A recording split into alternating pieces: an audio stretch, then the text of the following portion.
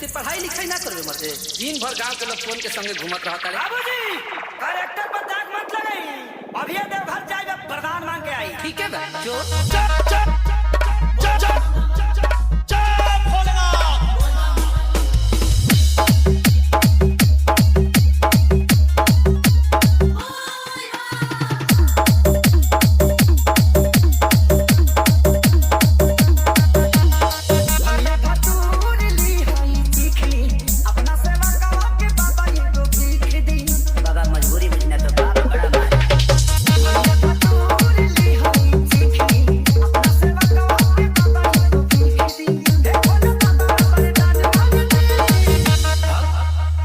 तपस्या से प्रसन्न।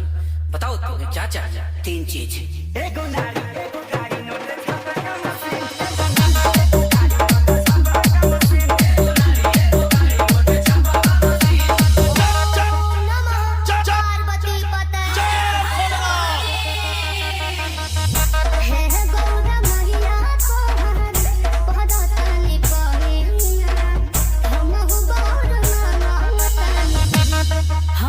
तपस्या से प्रसन्न हुए बालिके, बताओ तुम्हें क्या चाहिए?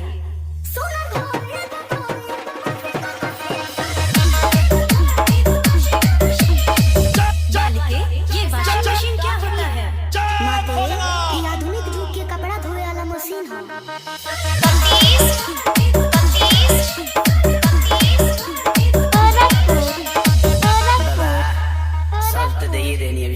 मलबा कहीं खपा दी। इतना कुछ मिलने के बाद क्या क्या करोगे बाप? सुनी बाबा।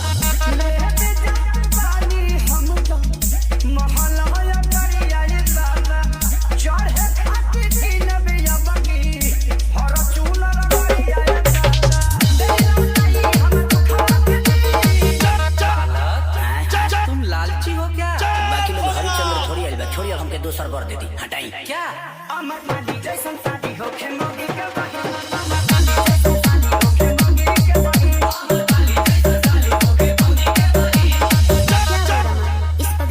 सब कुछ दे दिए और आप है कि मेरे पे ध्यान नहीं दे रही है। बालिके, तुम्हें सब कुछ मिलेगा, बताओ तो सही।